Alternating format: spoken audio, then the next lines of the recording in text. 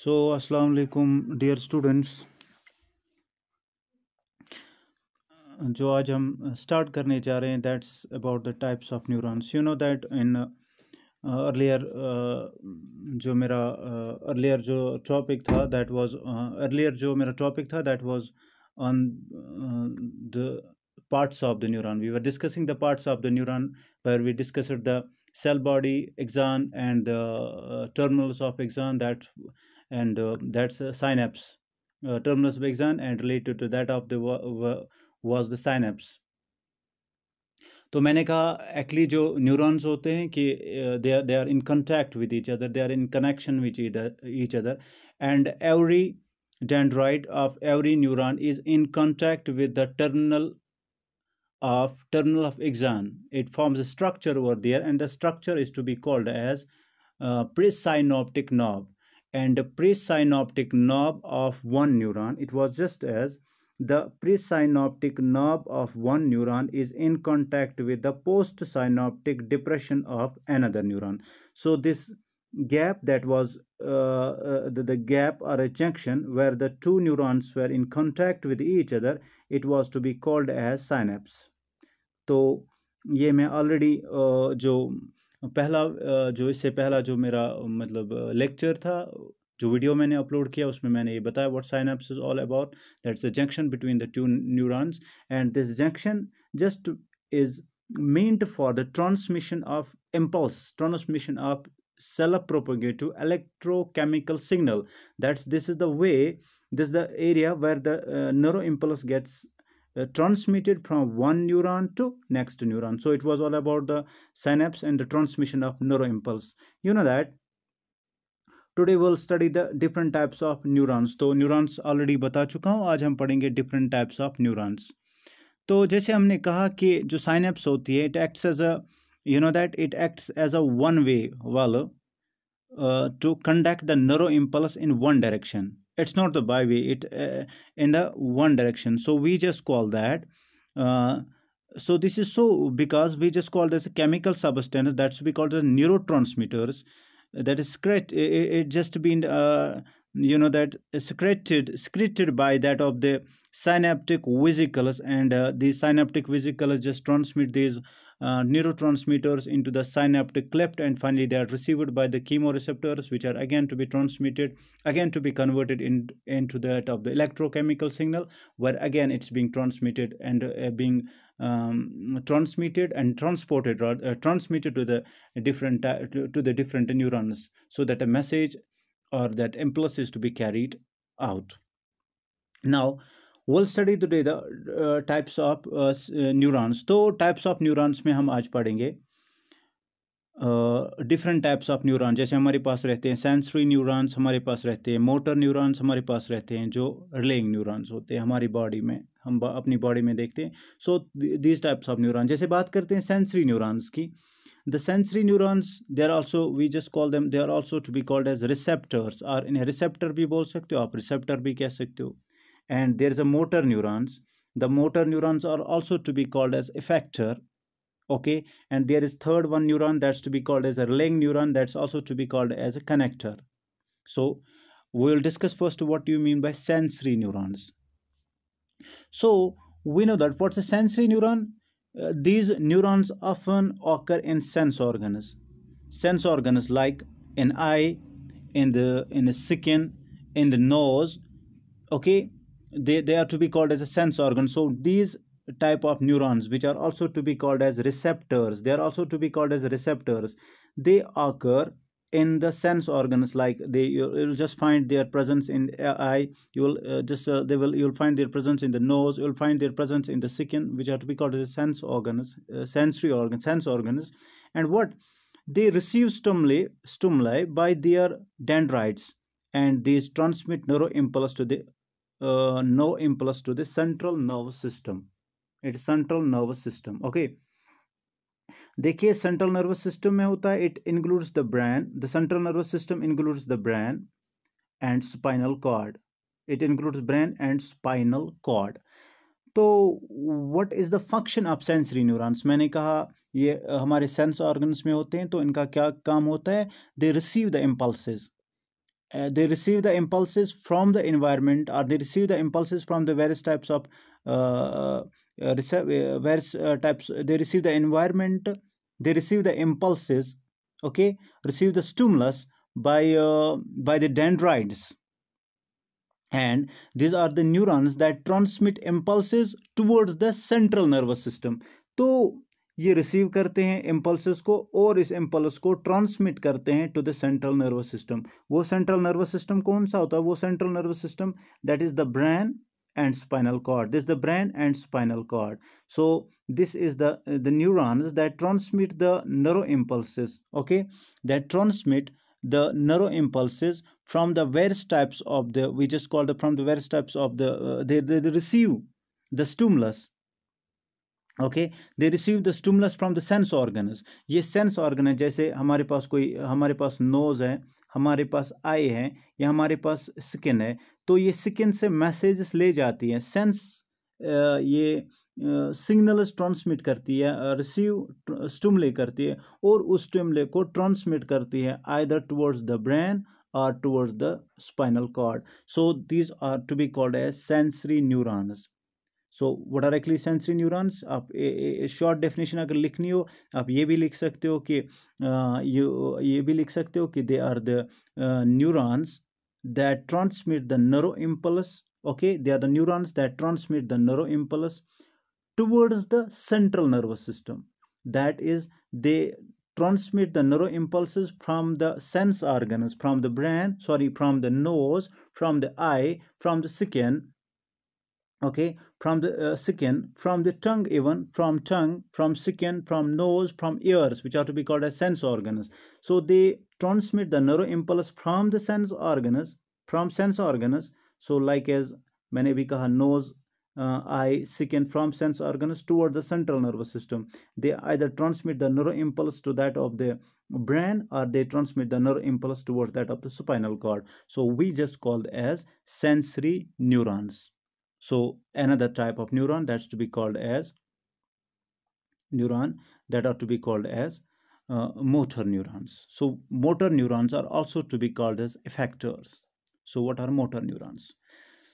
मैंने कहा जो मोटर न्यूरॉन जो होते हैं, न्यूरॉन जो होते हैं एक दूसरे के साथ कनेक्ट में रहते हैं, तो ये जो मतलब the dendrites of the effector of dendrites of the motor neurons makes a synapse with the axons of the sensory neurons. So मैंने कहा कि न्यूरॉन जो होते हैं, मानो कि ये रिसेप्टर है, मोटर, ये रिसेप्टर इसका सेंसरी न्यूरॉन का सेंसरी न्यूरॉन है, तो सेंसरी इसके जो डेंड्राइट्स रहते हैं, किसके?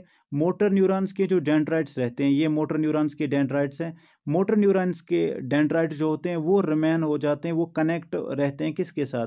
वो कनेक्ट रहते हैं axon of the sensory neuron के साथ.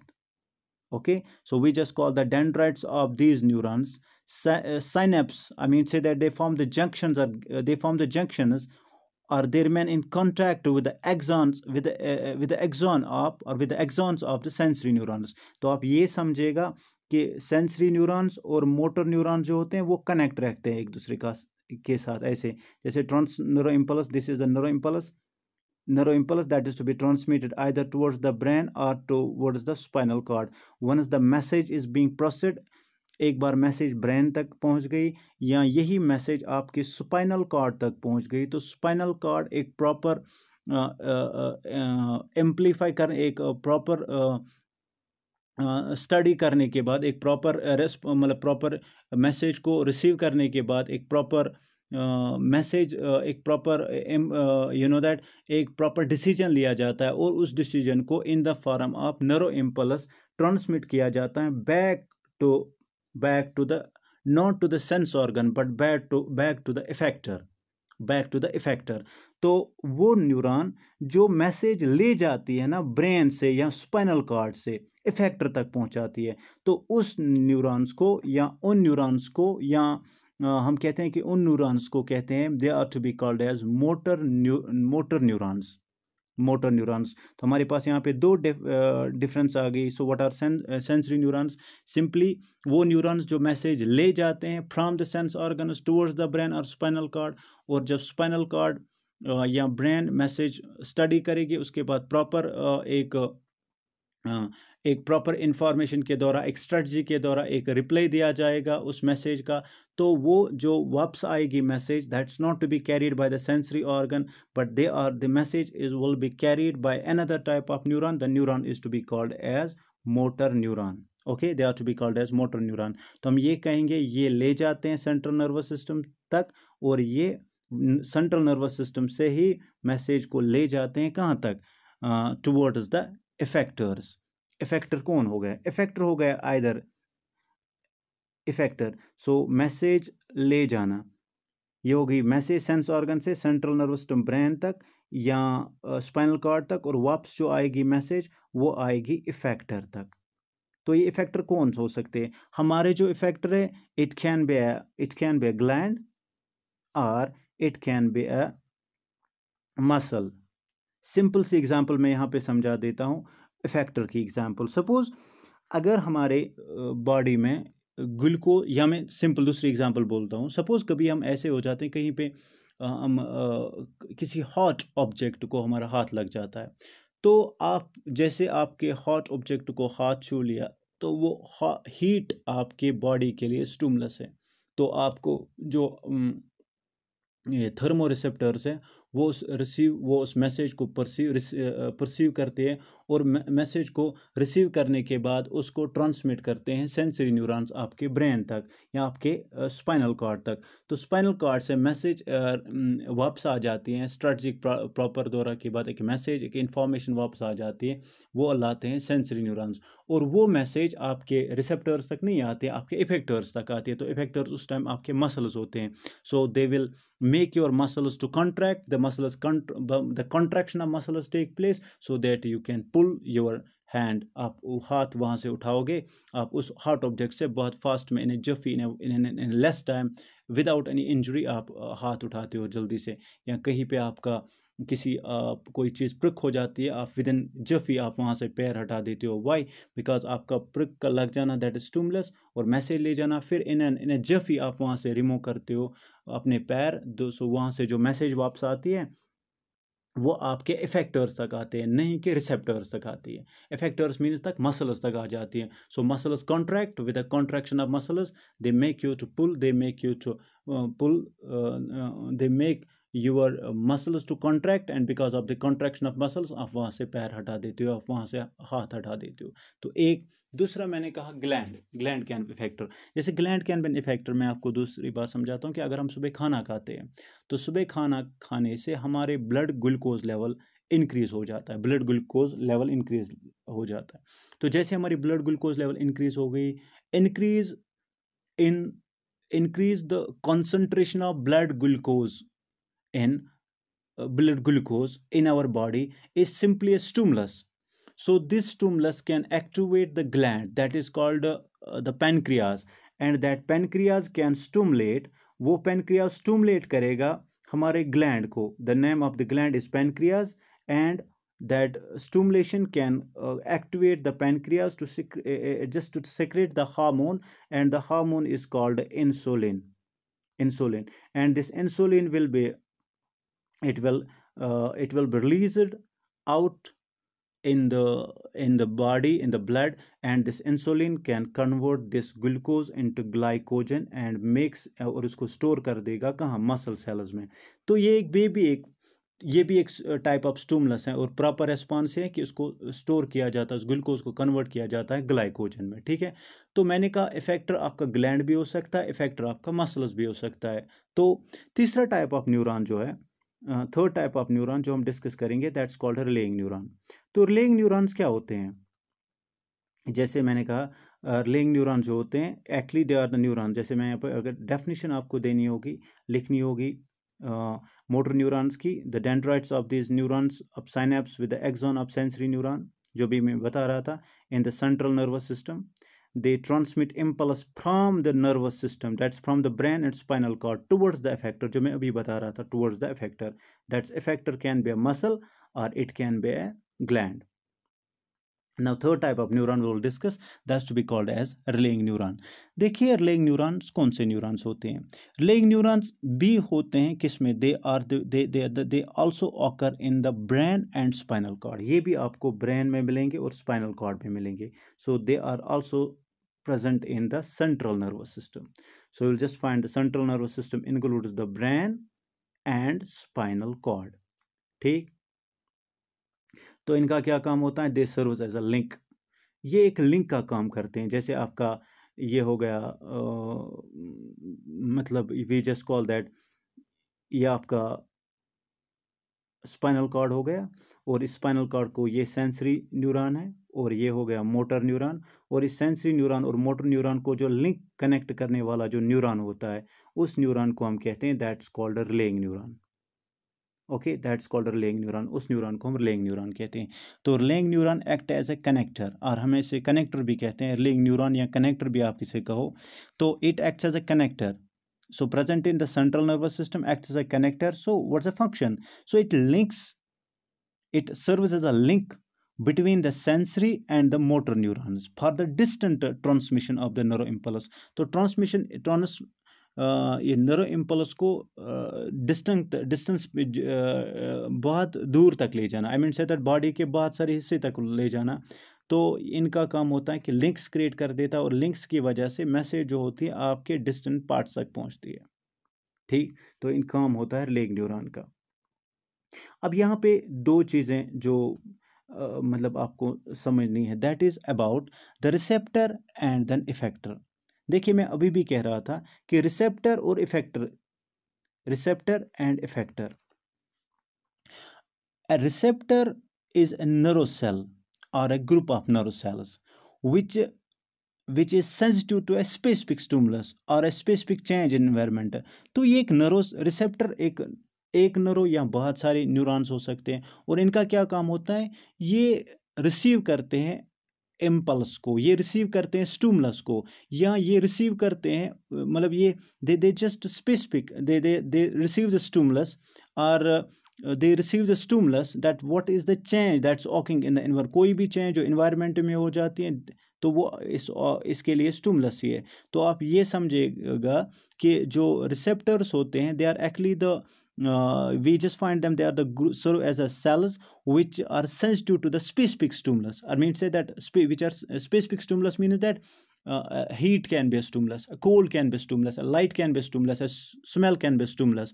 So इन stimulus के लिए बहुत sensitive होते हैं, और ये कोई भी चेंज देखते हैं उसको ट्रांसमिट कर देते हैं. ठीक, तो इफेक्टर क्या हो गया? So an effector is a muscle और a gland that's a specific part of the body and which produce a specific response. तो मैंने कहा response ये रिसीव करता है इम्पल्स को, कोई भी न्यूरॉन. और इफेक्टर क्या होता है? इफेक्टर ये एक मसल हो सकता है. ठीक है, मसल के अलावा ये क्या हो सकता है? मसल के अलावा कोई ग्लैंड हो सकता है, और इनका क्या काम होता है? ये प्रॉपर एक सूटेबल रेस्पॉन्स देता है. ठीक है, तो जैसे मैं आपको कुछ रिसेप्टर्स के नाम बताऊंगा. देखिए हमारे पास कुछ सेंसरी रिसेप्टर्स होते हैं कुछ स्टिमुलस के लिए. ये भी जो heat, cold, light, smell, taste, touch, smell, they all are the stimuli. ये सारे स्टिमुलाई हैं. ठीक है, a heat can be a stimuli, a light can be a stimuli, a cold can be a stimuli, a smell can be a stimuli, a taste can be a stimuli, a touch can be a stimuli, or a smell can be stimuli. they all are stimuli. ठीक है, अब इन stimuli को receive करते हैं कुछ, मतलब इनको जो नेम ऑफ रिसेप्टर्स इनके लिए है. तो कौन सा रिसेप्टर है जो उनको जो मतलब स्पेसिफिक स्टिमुलाई को, मतलब स्पेसिफिक एक स्टिमुलाई के लिए एक सेंसिटिव है. लाइक हीट के लिए जो रिसेप्टर है उसे कहते हैं thermo receptor. That can perceive the sensitivity of heat. Cold के लिए है उसे भी थर्मो ही कहते हैं, थर्मो रिसेप्टर. लाइट के लिए है फोटो रिसेप्टर. स्मेल के लिए है ऑल्फैक्टो रिसेप्टर्स, ऑल्फैक्टो रिसेप्टर और रिसेप्टर को. टेस्ट के लिए है we just call for the taste it is to be called as gestatorreceptor. और स्मेल के लिए है टैंगो रिसेप्टर. तो ये सारे जो मैं बता रहा हूं दे all are stimuli. In stimuli को इन स्टिमुले के लिए अलग अलग जो रिसेप्टर्स हैं, कौन सा रिसेप्टर मतलब स्टिमुले को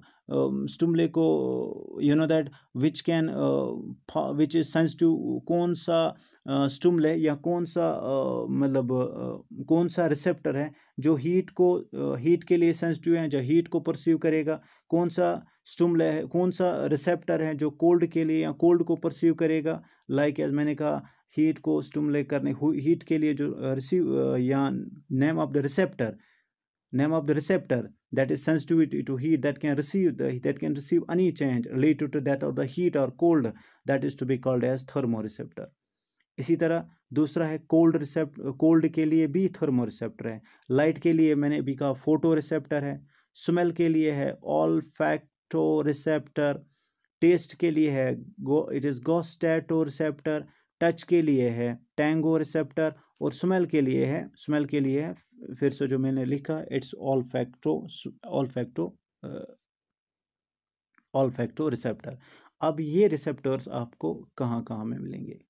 हीट का आपको स्किन में मिलेगा, कोल्ड को भी आपको स्किन में ही मिलेगा, लाइट का जो रिसेप्टर है वो आपको आपकी आंख में मिलेगा, स्मेल का जो रिसेप्टर है वो आपके नाक में मिलेगा, टेस्ट का रिसेप्टर है वो आपके टंग में मिलेगा, टच का जो रिसेप्टर है वो भी स्किन में ही मिलेगा। Okay, tango receptor.